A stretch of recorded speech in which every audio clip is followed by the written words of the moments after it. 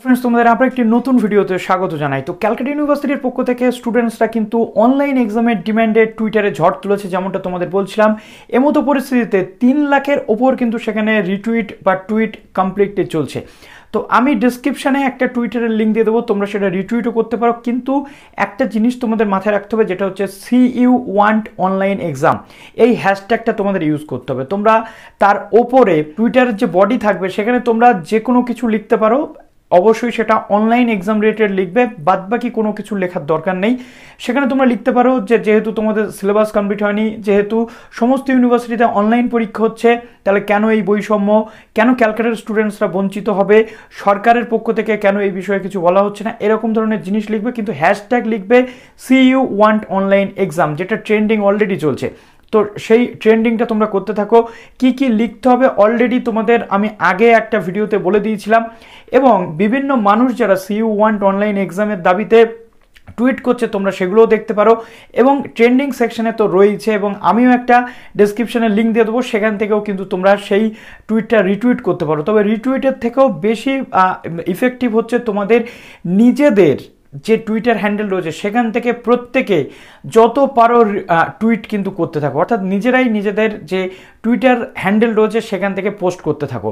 ক্যালকাটা ইউনিভার্সিটিতে অনলাইন পরীক্ষা হচ্ছে না, অফলাইন পরীক্ষা হচ্ছে, কিন্তু অন্যান্য ইউনিভার্সিটিতে অফলাইন পরীক্ষা নয়, অনলাইন হচ্ছে। সেখান থেকে অন্যান্য ইউনিভার্সিটির স্টুডেন্টসের সাথে ক্যালকাটা ইউনিভার্সিটির স্টুডেন্টসদের নাম্বারের কিন্তু একটা মেজর পার্থক্য থেকে যাবে। এই কারণে স্টুডেন্টসরাও ঠিক করেছে যে তারা শেষ পর্যন্ত লড়াই চালাবে এবং মানবে না। এবং আমি অলরেডি তোমাদের সাথে প্রথম থেকেই রয়েছি, বিগত 2 মাস ধরেই তোমাদের সাথে আমি রয়েছি। রাজ্যের অন্যান্য ইউনিভার্সিটির স্টুডেন্টসদেরকে রিকোয়েস্ট করবো, প্লিজ তোমরা এই মুহূর্তে ক্যালকাটা ইউনিভার্সিটির স্টুডেন্টসদের পাশে দাঁড়াও। কেননা তোমাদের সমস্ত যে আন্দোলন ছিল বা যাবতীয় যা কিছু ছিল সমস্ত বিষয়ে কিন্তু ক্যালকাটা ইউনিভার্সিটির স্টুডেন্টসরা তোমাদের পাশে দাঁড়িয়েছিল, তোমাদেরকে হেল্প করেছিল বিভিন্নভাবে। এমনকি SG tutorial guide team member যারা রয়েছে তাদের মধ্যেও কিন্তু অনেক ক্যালকাটা ইউনিভার্সিটির স্টুডেন্টস রয়েছে যারা টাইম টু টাইম তোমাদেরকে টুইটারে গাইডেন্স প্রদান করা, তোমাদের মাস মেলিংয়ে সাহায্য করা, পিটিশন সাইন ইনে তোমাদেরকে সাহায্য করেছে। এমতো পরিস্থিতিতে দাঁড়িয়ে রাজ্যের প্রত্যেকটি ইউনিভার্সিটি যাদের অনলাইন পরীক্ষা হয়েছে তারা যে শুধুমাত্র নিজেদেরটাই বুঝবে এমনটা নয়, ক্যালকাটা ইউনিভার্সিটির স্টুডেন্টসদের পাশে দাঁড়ানোটা কিন্তু একান্ত জরুরি এই মুহূর্তে দাঁড়িয়ে।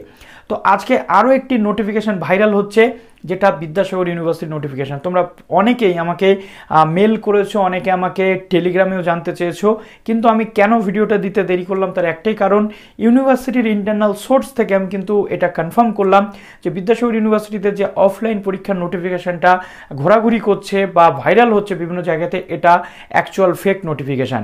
ইউনিভার্সিটির পক্ষ থেকে যে অনলাইনে পরীক্ষার সিদ্ধান্ত নেওয়া হয়েছিল 2nd, 4th এবং 6th সেমিস্টার, সেটা কিন্তু অনলাইনেই তোমাদের হতে চলেছে। কোনো রকম অফলাইন পরীক্ষার নোটিফিকেশান ইউনিভার্সিটির পক্ষ থেকে আসেনি।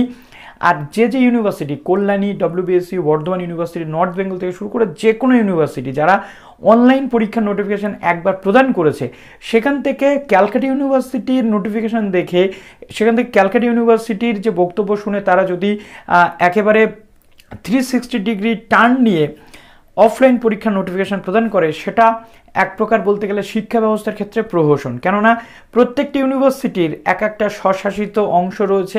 ক্যালকাটা ইউনিভার্সিটির স্বশাসিত সংস্থা, তারা নিজেদের মতো করে ডিসিশন নিয়েছে। বর্ধমান তাদের মতো করে ডিসিশন নিয়েছে, WBSU, Vidyasagar, Kalyani, north Bengal, CBPBU, তারপরে আজকে যদি আমরা দেখি ইউনিভার্সিটি, রায়গঞ্জ, প্রত্যেকে নিজেদের মতো করে ডিসিশন নিয়েছে। সুতরাং সেই ডিসিশন চেঞ্জ হওয়া মানেই শিক্ষা ব্যবস্থার ওপরে একটা হাস্যকর পরিস্থিতির সৃষ্টি হওয়া। কোনো ইউনিভার্সিটির সিদ্ধান্ত থেকে তারা কিন্তু সেই সিদ্ধান্তটাকে মেনে নিজেদের যে সিদ্ধান্ত চেঞ্জ করবে এমনটা হতে পারে না। এটা কিন্তু প্রত্যেকটি ইউনিভার্সিটির নির্দিষ্ট রুলস এবং অ্যাক্ট রয়েছে, সেটা অ্যাক্টের পরিপন্থী। এবং গভর্নমেন্টও আশা করব এরকম যদি হয়, গভর্নমেন্টও সেই ইউনিভার্সিটিকে ছেড়ে কথা বলবে না। কেননা ইউনিভার্সিটির একটা নির্দিষ্ট ডিসিশন যেটা চলে এসেছে, প্রত্যেকটি ইউনিভার্সিটির পক্ষ থেকে ডিসিশন চলে এসেছে। সুতরাং সেই ইউনিভার্সিটির ডিসিশন অনলাইন থেকে আর অফলাইনে চেঞ্জ হওয়া উচিত নয়, যেমনটা অ্যাক্ট বলছে, যেমনটা রুলস বলছে। সুতরাং স্টুডেন্টসদের স্বার্থে নেওয়া ডিসিশন থেকে আশা করব সেই ইউনিভার্সিটিরা তাদের জায়গা থেকে সরে আসবেন না এবং স্টুডেন্টসদের পাশেই থাকবেন শেষ পর্যন্ত। তো বিদ্যাসাগর ইউনিভার্সিটির এই নোটিফিকেশানটা 100% ফেক, এটা কনফার্ম করেছি, এটা 100% কনফার্ম করেছি, তারপরেই তোমাদের সামনে ভিডিওটা দিতে চলে এলাম। তো চলো ভিডিওটি এখানে শেষ করলাম। টুইটার ট্রেন্ডিং তোমরা জারি রাখো এবং প্রত্যেকটি ইউনিভার্সিটির স্টুডেন্টসরা তোমরাও ক্যালকাটার পাশে দাঁড়াও।